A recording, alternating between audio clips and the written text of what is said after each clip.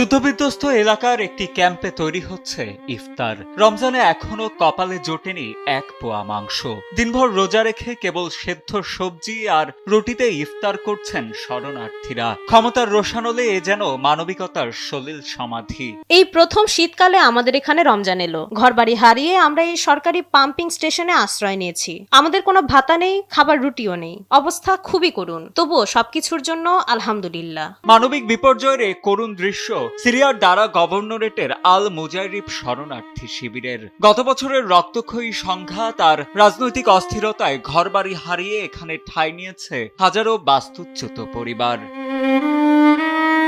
তীব্র শীতে জমে যাওয়া এই শিবিরে বিগত 10 দিন ধরে জ্বলছে না কোনো চুলা। ধোঁয়ায় চোখ মুছতে মুছতে কুরিয়ানা লাকড়িতে মায়েদের শেষ চেষ্টা, এক পাতিল চা আর যৎসামান্য সবজি ফোটানো।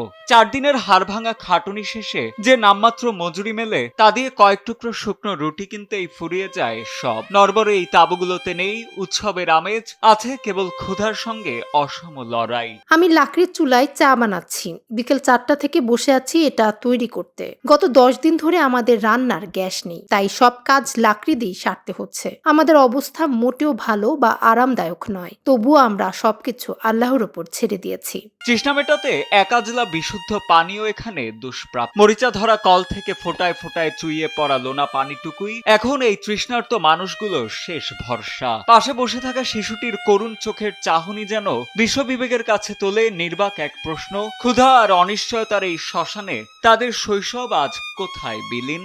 অনেক কষ্টে এক ব্যাগ রুটি আর কিছু সবজি কিনেছি। আমরা এখনো মাংস কিনতে পারিনি। যারা মাংস দান করেন তারা এখানে এলেই তবে আমরা কিছু পাই। এখানকার বাসিন্দার মধ্যে কেউ এই রমজানে এখনো মাংস বা মুরগির স্বাদ পায়নি। দাম এত বেশি যে কেনার সাধ্য নেই। আমরা দিনে কখনো 25, 30 বা 50 হাজার লিরা আয় করি, যা দিয়ে সংসার চলে না। আমরা কি করব? এক প্যাকেট রুটির দামই এখন 10,000 লিরা। সূর্য ডুবলে যখন পৃথিবী আলোয় সেজে ওঠে, তখন এই পরিত্যক্ত প্রান্তরের অন্ধকার তাঁবুতে জ্বলে ওঠে কেবল একটি মোবাইল ফোনের টিমটিমে আলো। সেই ম্লান আলোতেই পরিবারের সবাই মিলেমিশে ভাগ করে নেন রিক্ত ইফতারের শুকনো রুটিটি। এই চরম বিপর্যয়ের মাঝেই এক কোণে অবনত মস্তকে নামাজে দাঁড়িয়ে পড়েন কোনো এক বৃদ্ধ।